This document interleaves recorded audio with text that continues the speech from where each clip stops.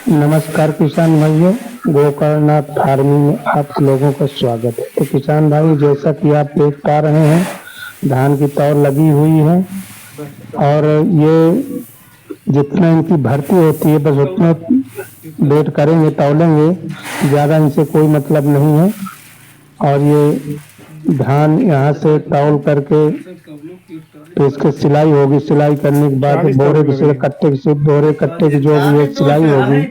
करने के बाद भी ये गाड़ी में लोड होगा। इसके बाद जो है ये मंडी सीधा चला जाएगा। तो किसान भाइयों, देख लीजिए, इनकी तौल देखिए, कितना सही तौल रहे हैं। तौलने में कोई दिक्कत नहीं है। जितना भी कम होता है उसको हाथ से लेके डालते हैं, और ज्यादा हो गया तो उसको बाहर निकाल देते हैं। ये देखिए, और बस एक एक लेबर जो है बोरे लेकर के सिलने का काम कर रहा है, वो सिलाई भी साथ साथ कर रहा है।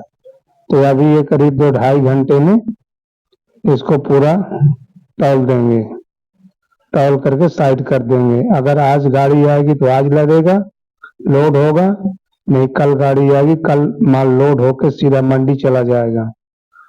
अब रही बात ये कुछ जैसे पैसे की बात रही, पैसे कैसे दें? चाहे चेक में लीजिए, चाहे नगद, जो सुविधा होगी वो अपना करेंगे। तो किसान भाइयों, ये धान जो है 1 बीघे का है। ये 1 बीघा धान ताल में था, तो इसकी जुताई पहले सूखी हुई है। इसके बाद पानी ज्यादा मानसून तो आए, बारिश तो हुई नहीं, और ये सूखे में जुताई हुई है। और फिर इसके बाद पानी भर के जुताई, फिर धान की ब्याड़ की जो है नर्सरी जो थी उसके साथ वो लगा के उसकी रोपाई की गई है। तो इसमें करीब 40 किलो डीएपी डाली गई है, और खरपतवार की दवा जैसे रेजेंट दीमक के लिए। तो इस तरीके की मतलब इसमें डाला गया है। तो अब ये कि मतलब इसकी निराई गुड़ाई और खरपतवार जैसे नाशक दवा और जो मतलब जो मेड़ में डालते हैं, तो जैसे घास घूस के लिए जैसे धूप को जलाना है तो उसके लिए जो है वो डाल देते हैं, तो उसके मैर जो है साफ हो जाते हैं। और इसमें जैसे बथुआ है, मुथुआ है, मोथा, और एक आता मिर्ची खर, डमर, सेवई, ये सब जो है इसमें हो जाते हैं। तो इसके लिए खरपतवार की दवाई छोड़ी जाती है, तो आराम से खरपतवार नष्ट हो जाते हैं, दिक्कत कुछ नहीं होती है। तो धान अच्छी वैरायटी का था, जैसे 64-44, ये तो 64-44 था और मोटा था। तो इसका रेट मतलब जो पतला होता है, पतले से थोड़ा कम था, लेकिन रेट भी अच्छा मिल गया है, इसलिए इसको दे दिए हैं कि भाई तौल के ले जाओ अपने मंडी में सेल करो। तो इस तरीके से है। और तो जो खाने के लिए था वो पतला धान था, तो उसको धान मशीन से कड़ा के चावल निकलवा लिए हैं कुटवा करके, और खाने के लिए हो गया। बाकी जो एक्स्ट्रा में था, ये मोटा धान है, इसको हमने बेच दिया। तो अब बिक गया है, देखिए कैसे निकाल रहा है। जरा से भी ज्यादा नहीं होता है, जितना ज्यादा होगा निकाल देगा, और कम होगा तो बोरे में धान डाल देगा। और इनका जो पंजा है, क्या बोलते हैं इसको, ये जो है बहुत अच्छा, देखिए कितना सही भराई कर रहा है ये देखिए बोरा खड़ा कर दिया। अब उसमें जितना कम ज्यादा होगा अपना करते रहेंगे। ये देखो, अब इसको कांटे पे रख देगा, ये रख दिया, कांटे पे रख दिया। अब उसमें जो उतना कम था, अब उसमें वो डाल देगा, वो डाल दिया। तो इस तरीके से तौल कर रहे हैं, तौल में कोई दिक्कत नहीं है। और इस धान की ज्यादातर फसल जैसे 64-44 हुआ, और आप तो बासमती है, IR 8 है, ये तो पुरानी वैरायटी है। तो ये वैरायटी जो है धान का उत्पादन के बहुत सही होती है। और कई एक वैरायटियां हैं जो धान सही हो, सुगंधा जैसे हुआ, और तमाम तरह की वैरायटियां हैं।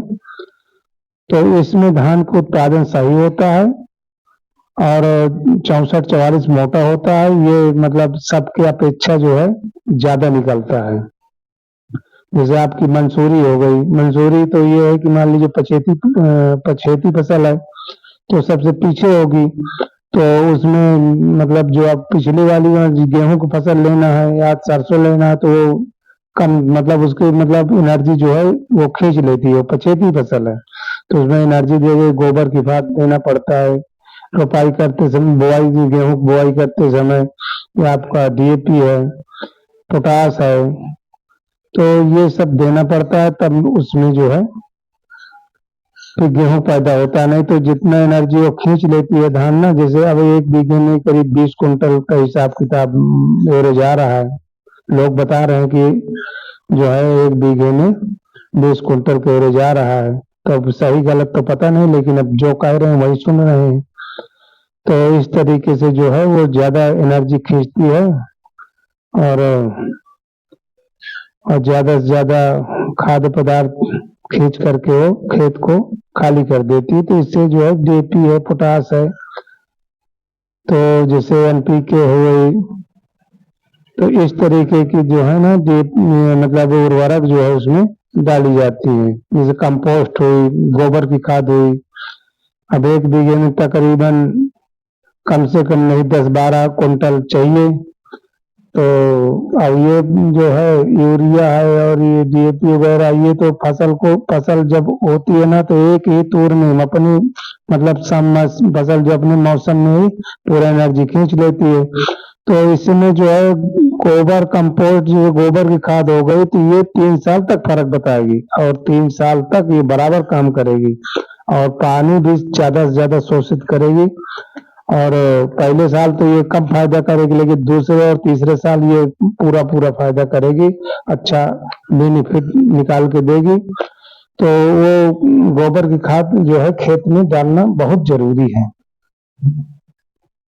जैसे ऑर्गेनिक हो गया, जैसे मतलब ये तमाम तरह की खादें हैं जो बना करके, जैसे कुछ घोल में केमिकल बना करके, घोल बना के टंकी में चढ़ा के, जैसे केचुआ की खाद बनती है, नीम की खली की खाद बनती है, नीम की पत्ती की खाद बनती है। तो इस तरीके से जो है कई तरह के खाद जो है आजकल बना के डाली जाती है। यूरिया और डीएपी पोटास की मात्रा कम ही करते हैं।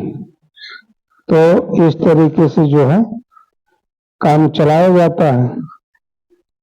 तो धान के उत्पादन में कमी नहीं होती है, धान बढ़िया होता है। और कुछ मिट्टी, जैसे दोमट मिट्टी हुई, बलुई दोमट मिट्टी हुई और काली दोमट मिट्टी, लाल दोमट मिट्टी, तो जो मिट्टी सही होगी धान के लिए उसमें धान अच्छा से अच्छा पैदावार होगी, पैदावार में कमी नहीं होती है। तो इस तरीके से जो है, अब देखिए तौल लगा रहे हैं, देखो ये डाल रहे हैं, जितना जरूरत होगी उतना ये डालेंगे और जरा से भी ज्यादा नहीं करेंगे। अब ये तौल लगी हुई है, अब ये पूरा तौल के ही हटेंगे। और देखिए, ये देखिए चोंगे से भर रहे हैं, ये देखिए भर रहे हैं। जितना ज्यादा होगा कम होगा, ज्यादा होगा उसका हम मैनेज कर लेंगे, ज्यादा होगा निकाल देंगे और कम होगा तो डाल देंगे। तो इस तरीके से ये मैनेज कर लेते हैं। तो इस तरीके से ये जो है अपना तौल लगाए हुए हैं और ये देखो 2 किलो कम था, ये 2 किलो डाल दिया।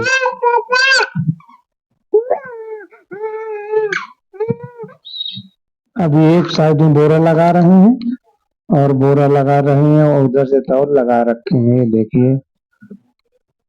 तो इस तरीके तौल लगाए हुए हैं और इसका भी ये करीब 1 घंटे में पूरा, मतलब 1.5 घंटा हो गया, और 1 घंटे में पूरा तौल करके ये अपना सी बांध करके रख के चले जाएंगे। उनकी गाड़ी कल लोड होगी, कल आएंगे। आज समय भी हो गया है, तो मार्केट से गाड़ी आ भी नहीं पाई है, तो इस तरीके से जो है ये अपना ले जाएंगे, तो मंडी में अपना बेच देंगे, जैसा कुछ होगा वो करेंगे अपना। तो हाँ, तो ये था कि वैरायटियां जो है धान की बढ़िया से बढ़िया आ गई है इस समय, और उत्पादन भी सही होता है।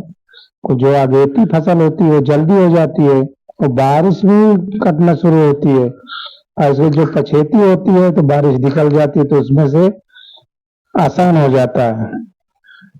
तो अगर शायद बारिश हो गई, फसल कट गई, पहली बात किसान के पास रखने के लिए जगह नहीं है, जगह होनी चाहिए।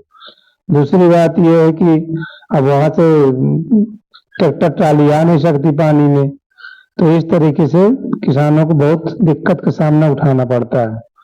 अगर पछेती फसल है, मतलब समय के पहले, जैसे बासमती पहले सुगंधा पहले कट गया, पानी में कट जाता है, पानी भरा रहता है फिर भी कट जाता है, तो उसमें जो है किसान को बड़ी दिक्कत आती है। और फिर इसके बाद जो मोटिया होता है, तो इसके लिए जो है पानी सूख जाता है। इसके बाद हार्वेस्टिंग होती है, इसकी मशीन से हार्वेस्टिंग होती है। ट्राली लगा दिए, फटाफट घर में गिरा दिए। 3 साल तो इतना मौसम खराब हो गया कि बारिश होने लगी, बाद में एक चक्कर का धान निकल गया, तौल गया, दूसरे चक्कर में बारिश हो गई। तो इस तरीके से जो किसानों को बहुत नुकसान हो जाता है और दिक्कत का सामना करना पड़ता है। तो किसानी आसान चीज नहीं है, ज्यादा कुछ फायदा नहीं निकलता। जितना निकल जाता है वो खाद पानी में। अगर बाहर का पैसा ना आए, जैसे नौकरी का या कहीं मेहनत मजदूरी का है, तो किसानी आप कर नहीं सकते हो। या तो फिर आपके पास पूरा सिस्टम हो जाए, समरसेबुल है, ट्रैक्टर है, और उसके लिए साधन चाहिए, और तो इस तरीके से जो है अब हो नहीं सकता। किसानी मुश्किल बात है, बहुत ज्यादा नुकसान हो जाता है। कीड़ी लग गई, रोग लग गया, बहुत ये तना छेदक सुंडी लग जाती है, और वो जो मक्खी बग जो है, वो गंदी कीट जिसे बोलते हैं, वो धान के मतलब उसमें लग जाती है। तो इस तरीके दूध को शोषण करके लेती है, उसमें जहर से मिल जाता है, तो दाना काला हो जाता है या तो खराब हो जाता है।